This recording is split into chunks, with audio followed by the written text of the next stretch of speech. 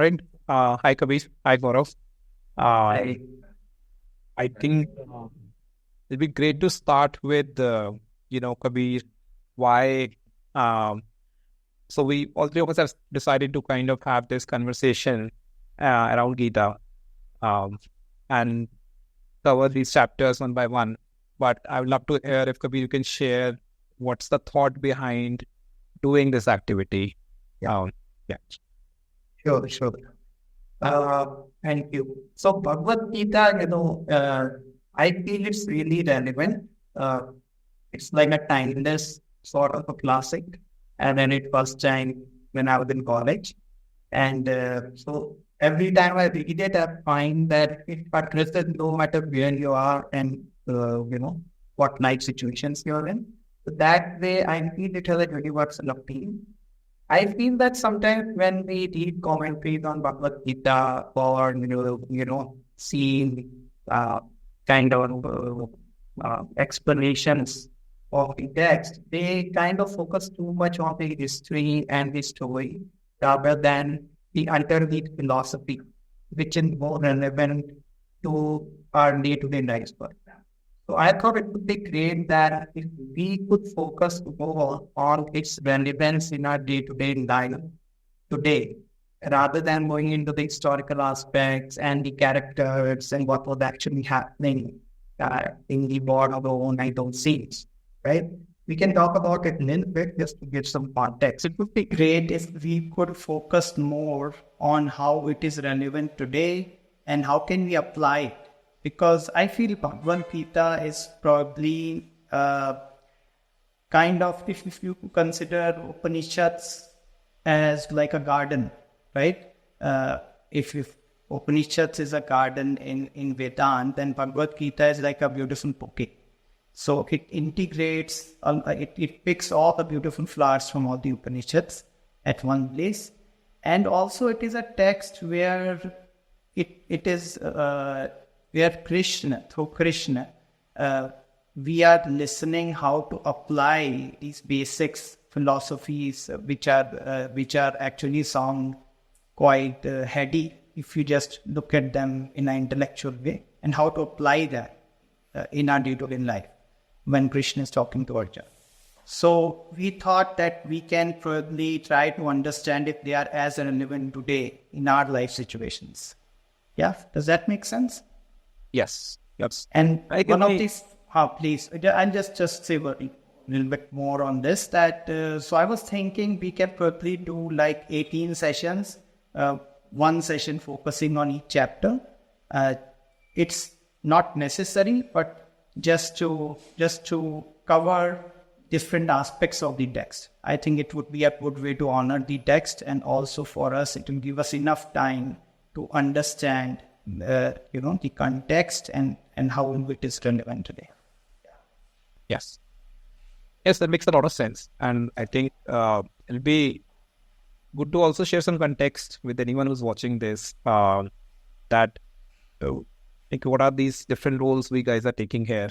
So maybe it'll be good if, I'll share my little bit of background here, around Gita. Like I have read Gita once, and that too happened as we have talked about it in a way of following inspired action, where I read the whole Gita in one day, and it had a huge impact on me when I read it, and I could not leave the book once I picked it up.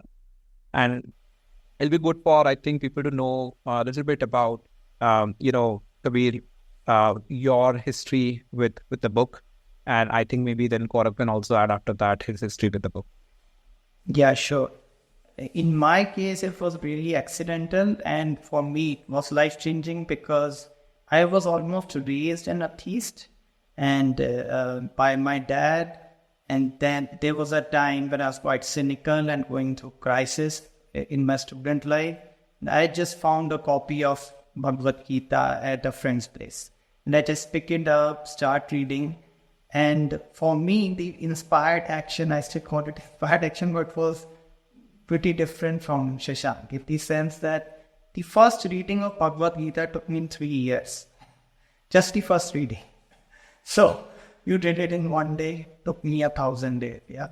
So for me, I could not continue reading. I would read and I'll have so many questions and I'll go into reflections and I'll think about it. And later I would start studying Swami Vivekananda and I'll read some of that. Then I'll go back to Bhagavad Gita.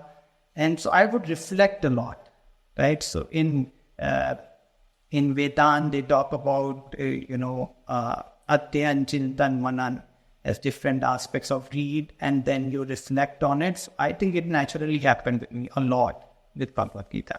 So what I found amazing, I would just like to add that here. What I really found amazing was that every time I had a question, the next logical question where I reach after 4 days, let's say, and I would start reading Bhagavad Gita, and almost always Arjun would be asking that question after 3-4 pages. And I was like, oh, maybe I should have just continued reading. But for some reason, I would stop again. I wanted to figure it out myself, right? And then I just had to come back to the book and I'd get the answer. So that was pretty amazing. But yeah, Shashank. Like, I was going to say, I think it'll be interesting as we do this over 18 different sessions. Yes. I hope that anybody who's coming along with us, and at least us, we can at least feel the same way and appreciate this towards the end. So Gaurav, would you like to share like your background with like? So we amongst the three of us, I am the only one who has literally not read Gita. Okay, I've heard about it like all of us, right? I know the essence of it from simple text that I've read here and there, but I've actually not read Gita, right? I come into this activity, obviously, as we progress, we'll be reading the chapters, which will be coming to these discussions with some thoughts of relevance, like Kabir said. So I want to come to it like a complete novice, where I do not, and which I am actually. The reason why I did not pick it up is because I tried reading Gita from different thoughts who basically distribute Gita and all, but I always found them to be too colored with the person's view of Gita, right? And that actually put me off. And the reason why now I think I'm probably ready is because you, Shashank and Kapil, both of you have at least guided me to a version of Gita, 2 different versions of Gita, but which tend to be more towards neutral version of what Gita says, right?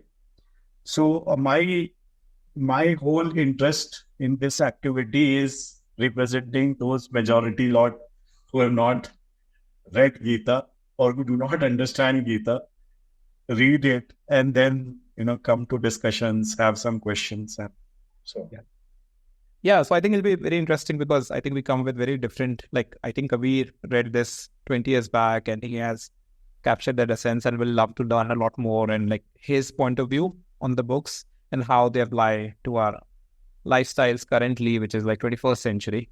And I think it'll be interesting to see questions from Gaurav, which can be more, like which can help like bring out that essence, the right questions which can bring those essence. And I think my goal here is to more facilitate this conversation, and I would love to obviously share my own insights on the same.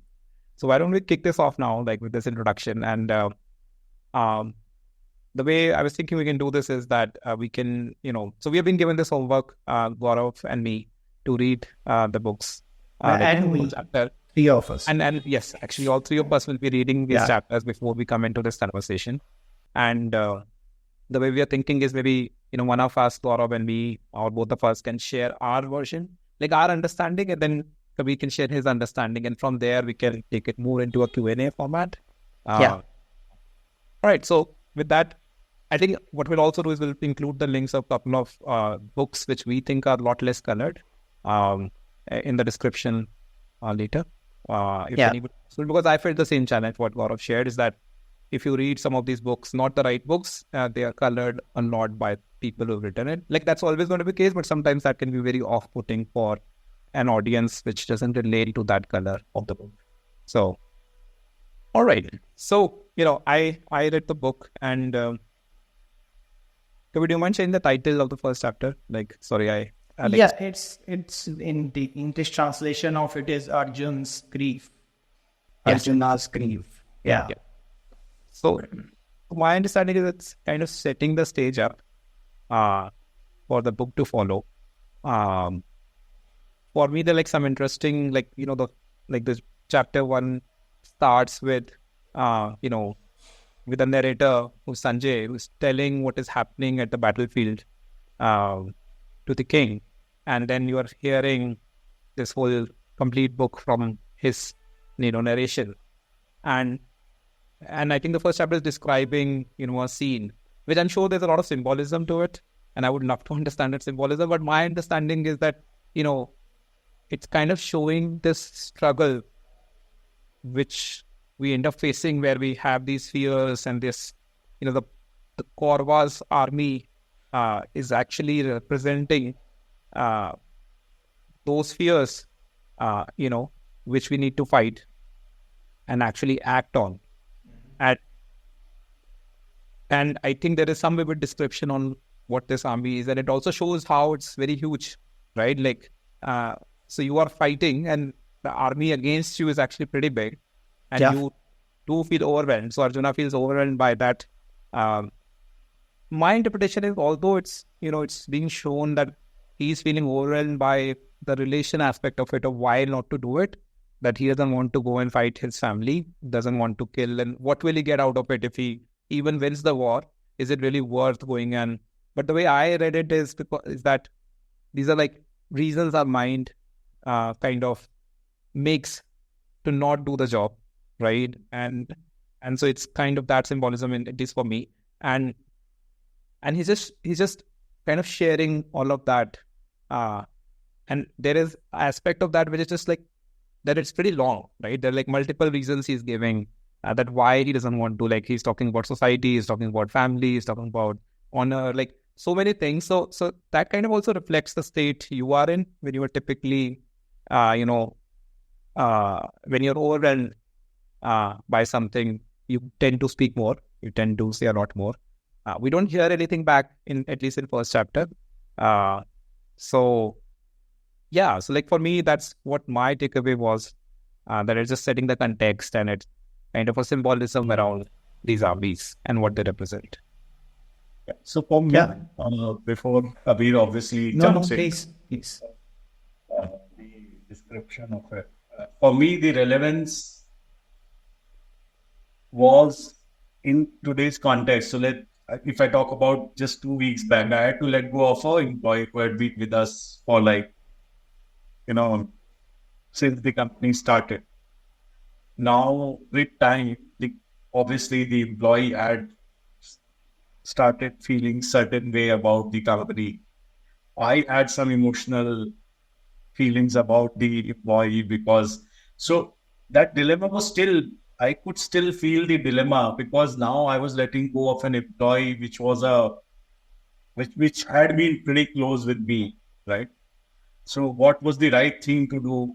How to do it rightly, right? These were some of the questions that I think each one of us faces in the current moment also, right? And there are other similar implications. If I talk about my background a bit, I come from between my this whole entrepreneurship and working journey, I had a political stint also for 2 years where I was supporting a particular political party, right? That political party, for whatever reasons, has taken the course it has taken. How do I justify that, right? Of the efforts that I put in when I was working for that, right?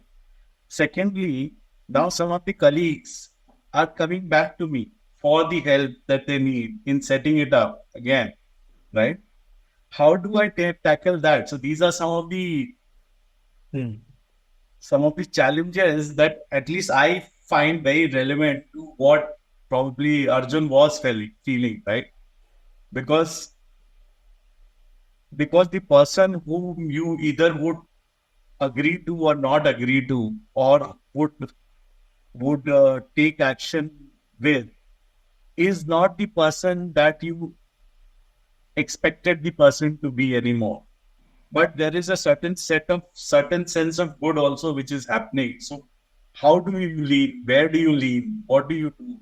These are some of the questions that I think it's in my case and everybody's case in day to day. I think they would be looking to answer, right? So, Kabir, if you can probably take No, it. that's really awesome, I think. That because what Gaurav just said is he kind of connected again that whenever this conversation happened between Krishna and Arjuna to just today, to his own dilemma. And that's what I think first chapter is all about.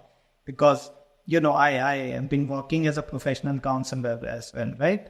So I feel it's like session 1 when I meet with someone. And I say, what brings you here? Right? And they talk about that how somebody is lost and what the problem statement. And Krishna, like a perfect counselor, doesn't speak a single word actually. The entire almost 45, shlokas, Arjuna is the one who is just talking, and Krishna is a perfect empathetic listener, right? He is not judging him, and that is why Arjuna is able to talk.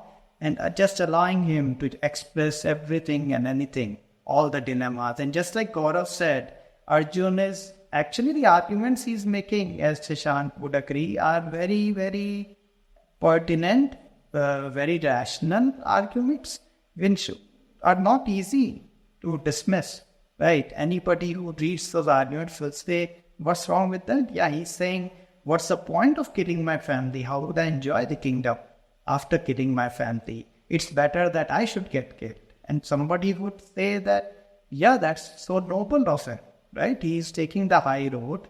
He doesn't want power. I don't know what wrong can you find there. But I think something very revealing is there in the last shloka of the chapter. Because after making all those arguments, it's not like Arjuna has the clarity and he's not a person who is clear that, yes, I'm sorted and clear and of course I shouldn't. I've made this mistake coming to this, war zone. I shouldn't be here. No, he's actually really, really dejected. He's very sad. After giving all his logic and arguments, which nobody has, challenged so far, which have not contradicted him, nobody has questioned him, but he is low and he's dejected, which is actually, I think, the description of anyone who he's trying to tell himself more than trying to tell Krishna or anyone else. He's feeling certain way. He's uncomfortable with the decision that he has come to the world for some reason. And we can always speculate, like Shashank said, that a lot of commentators speculate as, because he was the hero on the Pandava side, and the pressure of this whole heroic thing that Arjuna is going to be on the losing side. Because, like Shashank said, Kaurava army was almost, 100x in size. And so, was there some fear? And Arjuna was trying to, maybe justify, because he must have reflected for weeks before taking this decision to come on the war, of course. Here he's in the war zone and he's having cold feet. And how he's feeling when you look at his description of physical symptoms, then as a counselor, I can see they are symptoms of somebody going through almost like a panic attack or an anxiety disorder. Right? Some anxiety attack happening because his hands are shaking. He's not able to, hold his weapons. He's sitting down. He's feeling nervous. He's not able to talk. And he is really nervous. He's a nervous wreck also in between at some points. So this is not a person who is speaking from a calm place. And this is what we are going to see in future chapters, that Krishna is going to call him out. That, see, you are a warrior and you just can't help but defend justice. And that's why you are here. And now this nervousness which is coming up and you are trying to hide it in the garb of wise arguments is basically... is not authentic. Yeah. Yeah. So yeah, I think that's pretty much the summary of first chapter, and we can probably move forward from it. I think like the word dilemma kind of is very appropriate, that there is somebody who is in dilemma at that point. On what Yes. to- I did have some questions, Kabir, like, specific to the text, basically. Sure.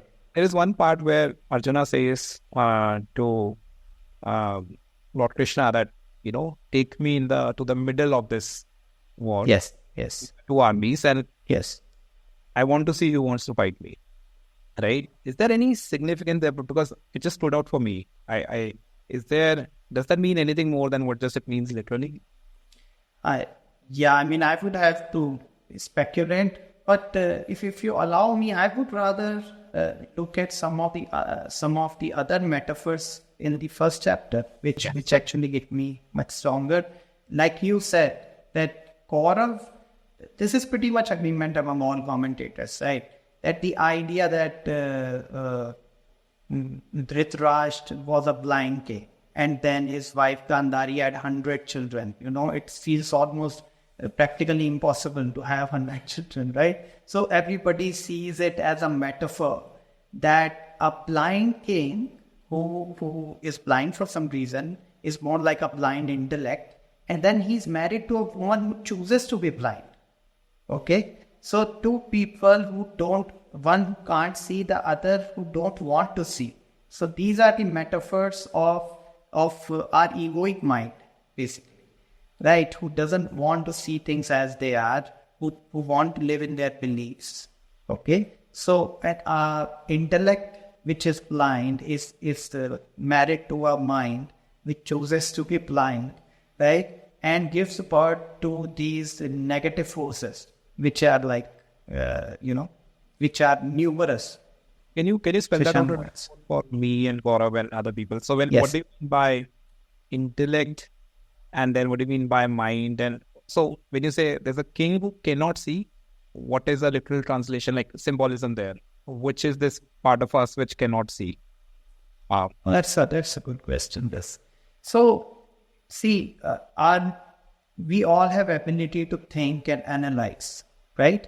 And in modern world, we would use a term like critical thinking, where a person is open, a person is open to possibility of being wrong, listening to all sides, and able to develop certain degree of objectivity.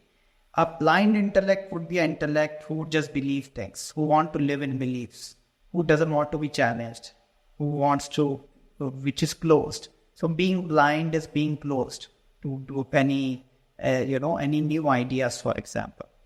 And what's the difference there when you're saying one who doesn't want to see? How is this not the person who doesn't want to see versus a person who can't see? Or what part of us is which cannot see and which doesn't want to see?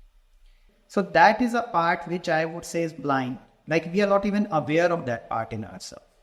We don't think that we are not being open. We are not even aware that part exists. So the part which is blind is the dark side, dark part in ourselves that we take it as absolute fact. For example, if I say something, I think most people would find it ridiculous at this point, but I hope in next few sessions it will become clear. Like we may question various identities or belief systems, but nobody would question something as basic as that I'm body mind. I'm a person. I'm a human being. But as we'll see in Bhagavad Gita, as in forwarding chapters, even that is questioned. So that part is blind. Right. Because we don't even think that we are being closed about it. We think that's a fact. Me being a person, me being this body mind is a fact that need not even be questioned. Right? And when I talk about, the part which covers his eyes is, for example, we have some political beliefs or some beliefs around social conditionings or beliefs, some moral judgments around relationships or intimate relationships, right? So we know that these are beliefs that we have learned from society, from our childhood, and you can at least discuss about them. You have heard different people believing in different things, but we don't want to listen to other things, right? So these are not absolute, unquestionable truths, but we still become very uncomfortable if somebody challenges our beliefs. Does it make sense? Like I saw this comparison in a slightly different way, which was that anyways our intellect is dependent on our perception, because intellect directly cannot see, right? So then intellect is anyways blind because it has to perceive things on which it will decide.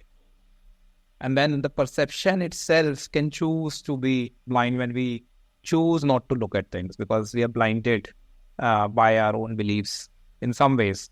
And that's kind of where we are choosing to be blinded. And then anyways, the intellect is blind in some ways because it has to depend on what is being told to it by the queen, basically, right? So, yeah, that's very beautiful, I think. Like to request, so I think it is becoming too deep, actually. Okay, sorry. Let's just talk with examples. Let's say for a layman, like I understand. It becomes to understand. it's becoming very abstract. It's because Shashank is too deep, so he asks questions right now. Really deep question. But yeah. right, let me ask then maybe like a more simpler question, I think, which most of us will be able to relate. I think this is the part where we touched on, like, right? Like, is Arjuna surrendering or is he escaping? Right? Like, this is the dilemma you get into, right? And when you are in these tough situations, it's very hard to really say, are you surrendering to this or are you kind of escaping from it?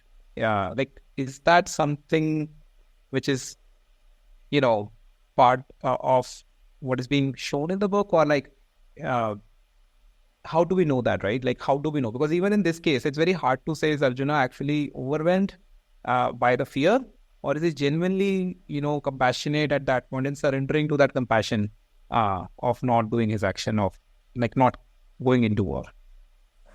Yeah, like I mentioned about it, how last stanza, the last shloka makes it very, very clear that he is not clear. He's not speaking from clarity. He's not speaking from the place of insight or intuition. He's really, really sad. He's trying to convince himself and he's not convinced yet at all. Right? So his whole body language shows escapism. He wants to rationalize his escapism. That, I think, is pretty clear. I think all commentators agree on that. What are more like typical signs which we as, in today's world can use? Are there some signs we'll know, like if we are in this place? Oh, yeah. Same thing, actually, like Arjuna. So if you are speaking from a genuine place and if you have intuitive clarity, you feel that peace coming when you take a decision which is solid in terms of you have discerned about it. It matches your value systems. It matches, for example, life goals where you are going. You have that deep clarity and peace and calmness accompanying it. You feel, yes, I've figured it out. And this is it. Right? You don't even need to, you can take feedback from people around it just to make sure, but you would know in your heart that clarity. Right? And if you are feeling nervousness around it and confusion, state of confusion, usually at those times, mind becomes overactive and just looks for intellectual arguments to support. And then this is one more point I wanted to add here, even though it was not in the question. I think all of us have seen, I think Gaurav has some. Yeah, I still am at the last point. So my question is, again, bringing it into the context of, let's say, firing an employee, right? Yes. So even before that, is there a sense of right? So when you say that you should be convinced, right? And you don't feel nervousness that you've done that. But then it could be either ways, right? Yes. The right person could also feel the same way and the wrong person could also feel the same. I know what you mean. Yeah. Right? Yeah. So my question is, let's say, again, taking the example of firing a person, right? And it could have been, I would say it was a right decision, right? But having said that, if I was an extremely biased person, it would still have been a right decision. Yes, I get you. Right? So how do you get out? That's a good point. Yes. So you are right in the sense, we were making an assumption which we did not clarify, and your question has helped clarify that assumption, right?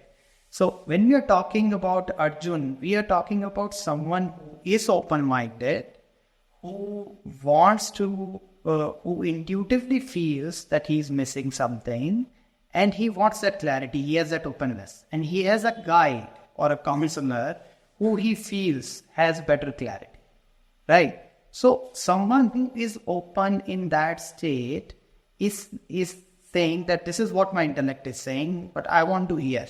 Is there something else? And how we'll see as we move forward, how Krishna shows it to him that he is reaching certain conclusion based on certain belief systems. Like Shashank said, and you made a beautiful point, right? That intellect can decide only based on the perception and beliefs that it has. It doesn't have an independent way to decide things, right? So we have certain beliefs or morals or value systems which kind of guide the intellect to reach a certain point. And so Krishna is going to do a critical analysis of those things with Arjuna. And he's going to show that, dude, you are not working with facts as it is. You are holding on to some beliefs. You are seeing only what your senses are telling. Let me show something beyond. Let me help you see some things at a deeper clarity level. And at which point your perception will change and your belief systems will crash and you will start seeing things as they are. Yatha bhut yandasa, right? So as you see things that they are, then you will get that clarity and you would intuitively know. So, but Gaurav, you are right in the sense that people, there can be some great leaders who are really, really certain about what they are doing and may cause a lot of bloodbath, in that clarity, for example. So you are right in confirming that, in saying that just because you are sure you are right, that doesn't necessarily mean that you have the highest perspective. But I guess we made an assumption that if you are someone which is open-minded, who are open-minded and ready to evolve, right? You would, when you would intuitively closer to the truth, you get that clarity, in your heart. What I can add to it, Gaurav, is that it is what has helped me in a more science, is that, is there a need to talk more about, right? Like, can you let it go now? Like, once you get that clarity, right? Like, whatever, in this case, let's say you decided to let that person go. Post that clarity, are you feeling less agitated? Are you feeling lighter? Do you feel less need of somebody else to validate this within you? Yes. I found personally those things to indicate that, okay, maybe this is the right thing because now I feel settled. Now I don't feel agitated. And the point is, Shashank, had I been the person who was not this rational, right, I would have felt the same way, even after finding.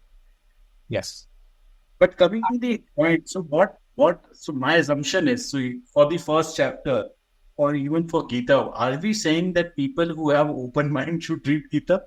So let me reverse this for you. I want to add a very interesting insight here, right? Yes. There are Kauravas who are convinced that this is the thing they're doing. So I think dilemma is important, right? Like, if I think for the people you're talking about, they will probably not have a dilemma. They will not think about not firing them or firing them. So I think a good indicator is there is a dilemma first, right? And you are actually asking that question to yourself. I think what you are sharing as an example is more relevant when, like, in the same story, there is Kaurava who are convinced it's the right thing to do, and they're not questioning it. Yeah, and if I may just continue what Shashank said.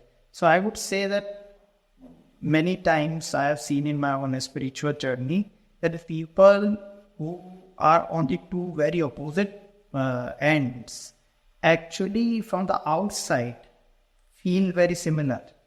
It's a paradox, beautiful paradox. It is beautiful or ironic.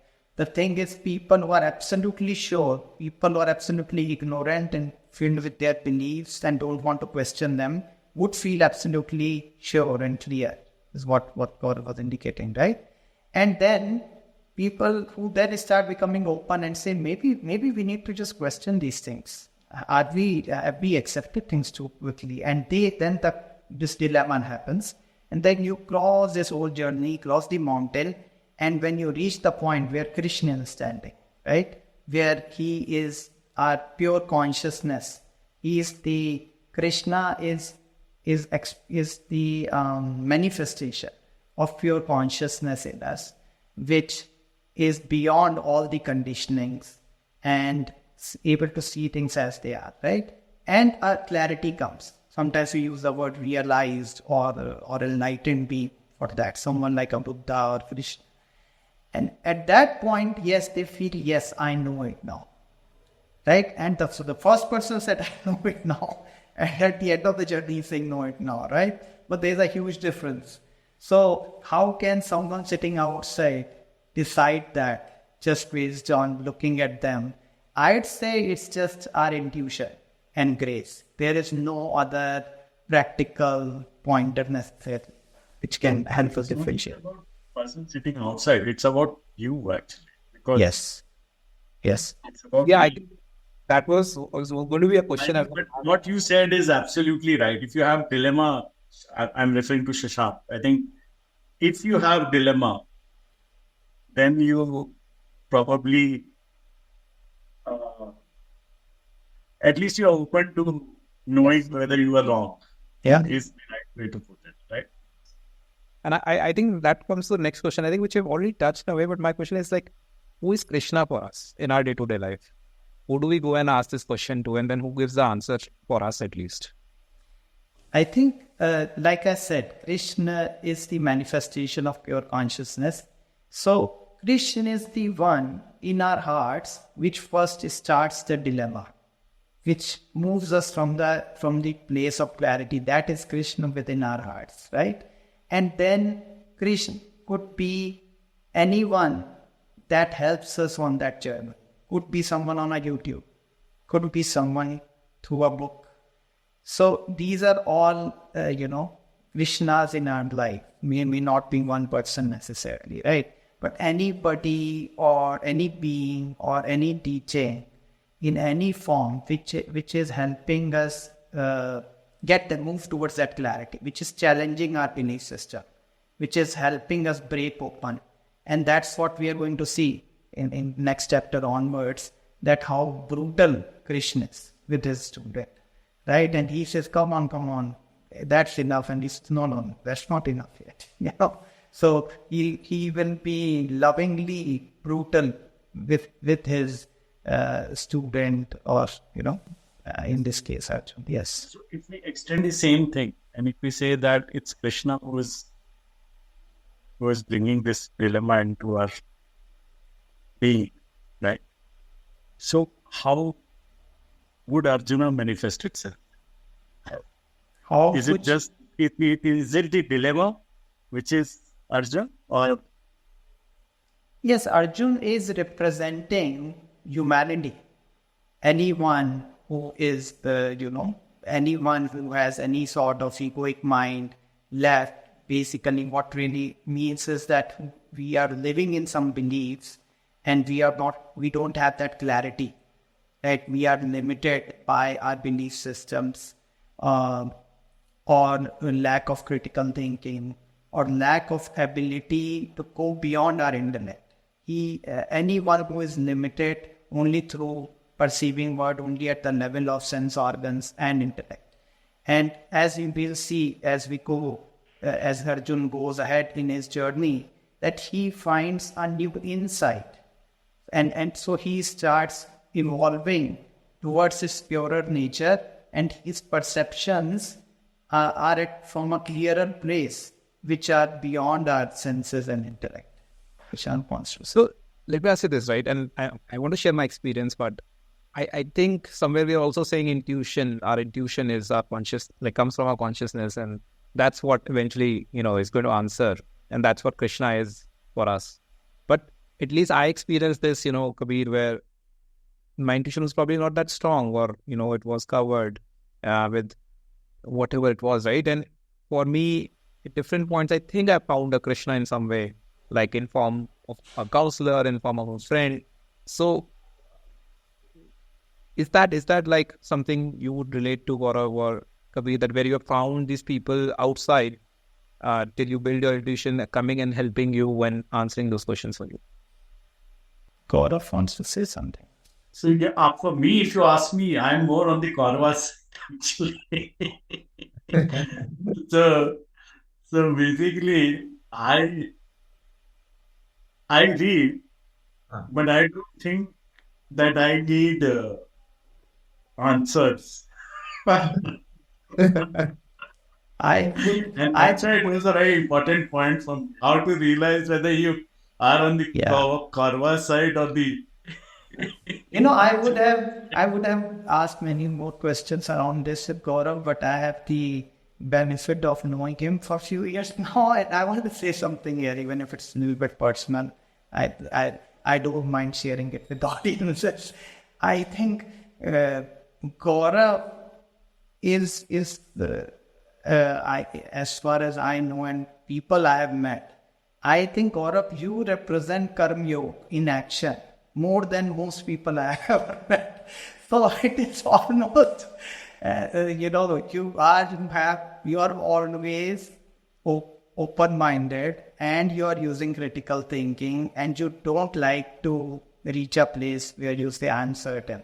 That openness itself is the evidence of an evolving consciousness, right? So whether you like to admit it or not, and I think you have not answered Shashank's question directly, but I have seen in you that kind of openness where you will take learning from anywhere. Even when we started this session, you said, "Oh, I don't know, I'm a novice, I'm representing everyone." So this is a person who is not arrogant, who is very, very open and who wants to learn, who wants to remain very much grounded, who doesn't want abstract teachings, who doesn't want to intellectual stuff. You are saying, this is my life, tell me how is it relevant to me, right? So you are actually a manifestation of evolving consciousness, and I would argue that for you everybody is Krishna. Because you are so open, right, and you learn from anyone, irrespective of their age or background, right? You are ready to listen to them and reflect on them. For you, everybody would be Krishna. That's anyway. Feedback to all of us. So basically, in terms of, but how about somebody who is ignorant, right? Yes. When I say ignorant, I don't mean it as a derogatory term. I actually mean it as somebody who probably needs help, would know whether, again, we are probably going around in circles actually with the question whether where are you in this journey from, so I see it as 3 stages, right? Kaurava to Arjuna to Krishna, right? Where are you and where should you move? Is the primary thought that will probably take you on that journey. And I think even if you look at Arjuna, right? Arjuna he's not sure where he is, right? He's asking that question. Yes, of course. He has, and what Shashank said, I completely agree with it. He had a Krishna to actually guide him to where he wants to go, right? How do we do it in day-to-day life? Yes. I want to say something, Shashank. Can I? Yes. So, if we are at a place where we are honoring our egoic tendencies and our basest most tendencies, for example, that result of that is a lot of suffering. And that suffering actually leads us to the point of Arjuna. So it's almost destined for anybody.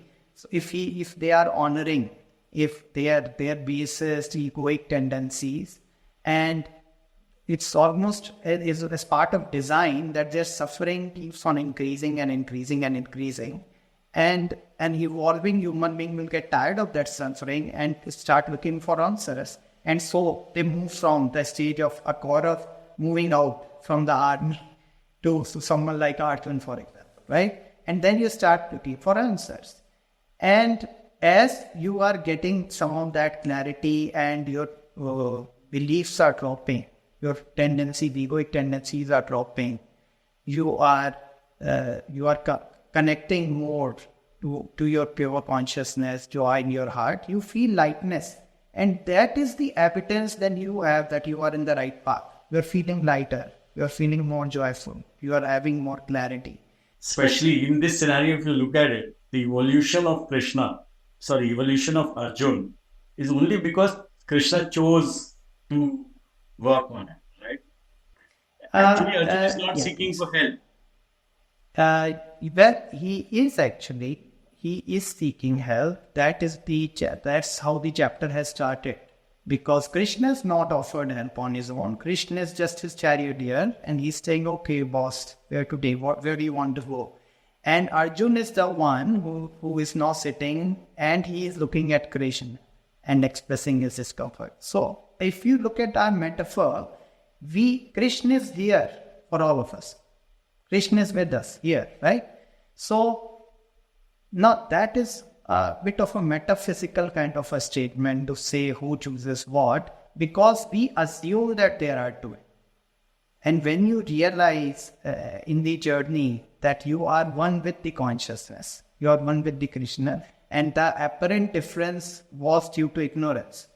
But at the apparent level, it could be an individual who believes I am body-mind, who is suffering, who looks for answers. Okay, which eventually the individual realizes we're already here, right? But in order to almost like go within, we go out, we meet many people, we do so much of sadhanas, and we'll talk about that during, our further chapters, that how many ways are there, how many ways of sadhanas are there, and why certain people with certain tendency are drawn towards certain sadhanas. So you go through all that journey only to realize, oh, but it was here all along. Why is that needed? It's a bit poetic to get into that. I have another interesting dimension to share. This is something which happened today. It's very similar to what Gaurav you said around firing somebody or letting somebody go. So I had a difficult decision to take today. I had to let go of a friend actually, who's been working for me, and so I was reading the chapter for preparation for today. I did that, then I did my meditation, and then I was dreading that call because I had to make that conversation today. So I was dreading that conversation throughout that time. And then as I read the book and meditated, I just found my answer there, right? Like it was the same thing, like which I think Gaurav said. And so I'm just curious, like, is that something you have seen happening with a lot of people where like I was just surprised at the coincidence. Was it just a coincidence that I was reading the book and it just answered a question for me which was so relevant for me today, where I was in that dilemma, exact same dilemma of Arjuna saying, is it worth it? Gaurav, you want to say something? No, okay. Yeah. I mean, so as we start living more in present moment, less in head, more in present moment, more in touch with our intuition, more centered, I feel this happening a lot. So it's almost like I can almost predict now. I thought of a friend I've not talked to him for 7 years, and I can almost predict that the call will come. And it happens so many times, right? Things like that. And you'll find something you are looking for. You will open YouTube and the video will pop up exactly what you wanted to hear. In a conversation, in a book, you pick up a book. How it feels like magic and feels like superstition to any rational or logical mind. But anyone who is on the path would say that if you look at law of probability, it is just impossible.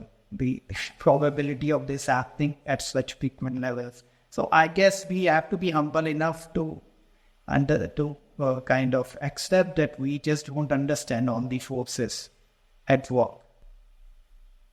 Okay, yeah, that makes sense to me. I think another question I have is like we've referred to egoic mind, egoic tendencies throughout this conversation. Yeah, I think it would be good to clarify what you mean by that, and maybe editor can put that a little bit up front in the video because I think we'll be using more of these terminologies going forward. Yes. So ego is just the belief that when we say, oh, I am, that I am Gaurav, I am Shashank, I am Kabir, and I'm running this company, and I'm so and so, the autobiography. So our identity, like one of the things I said, is unquestionable, because we never question it. Nobody else questions it. That's how they look at us.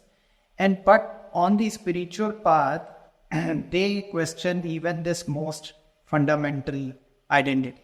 They obviously question any identities we may have, or identity of a nationality, of a caste, of a gender, and they want to take us beyond that and say, you are more than that, you are more than that. And as you go along, at a very experiential level, not just an intellectual level, mind you, we will be pointed at. Krishna is going to point Arjuna to look within and say, hey, you are more than body, you are more than mind. Can you see that? And then Arjuna's awakening is when he sees, oh, I am this formless soul, I am this consciousness. Oh my God. And so is all these people that I am fighting. So he goes beyond that egoic mind and realizes that he is something more than just this material form and the psychological entity. So when we are referring to egoic mind, it is that identity which is absolutely sure that I am so and so with this story, this autobiography. Okay. And maybe another like this, we could have started with this, but like if you see, right, like still chapter 1 still feels very far away from being, like a lot of people think of Gita as a religious text, right? How is this like a handbook for life, right? Like in the sense of, okay, like, for me, when I read that part around being in war, for me, there was a moment where I realized, okay, even this problem of letting go someone is equivalent to kind of going and fighting a war. So maybe, like, can you help, like, to what extent even a small problem can feel like going to war? Like, how can a student, how can somebody in a very different situation relate to this, right? Like, do you see some analogy there? Like, is there something? I think you just answered your question, that when you had to fire someone, it felt like a war to you. And that's what where the answer is. We all know of high school students committing suicide because they score 80% or less 70%, right? And it is serious enough for them to take, the worst possible thing that can happen to a human being. So that suffering is unbearable. So what is war for us is our own experience.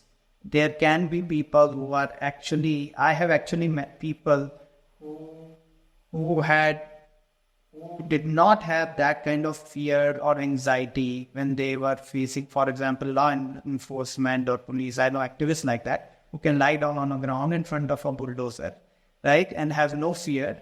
And then they have to actually confront a friend and about in relationships, and they are feeling like Arjuna, right? For weeks, they are feeling nervous. So what is war for anyone is defined by their state, how much it matters to you.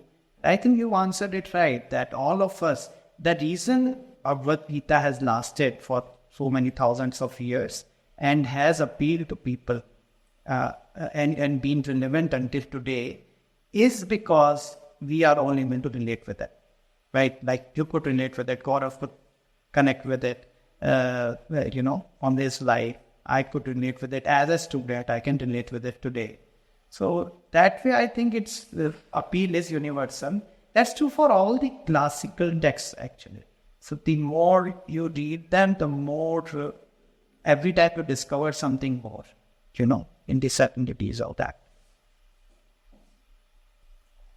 Right. I think, this sets us pretty well, I think, I'm excited to see, because at least in my reading, I felt chapter 1 was still very, yes. I didn't realize even like we can talk so much about it.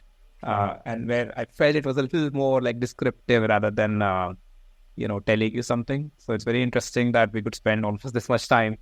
So I'm very excited about seeing other chapters where there's a lot more, I think, text. We'll be getting sort of solutions and proposals to try on. this was more of a problem statement, and now we'll be getting into more Krishna's proposals to give that a shot. Yeah. So if I can take the liberty, I think the problem we have established is that we face dilemma in our lives, right? And that dilemma can happen in as simple situation as telling a friend something, right?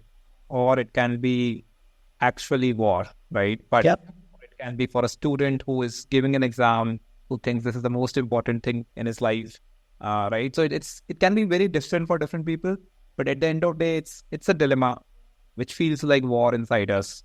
And then we ask this question, what do I do, right? And then I think from here, we see how we can answer that question maybe. All Yes. right. Yeah. Thank you so much. I'll see Right. you guys next week. Yes. Yes. Thank you. Okay. Thank you. All right.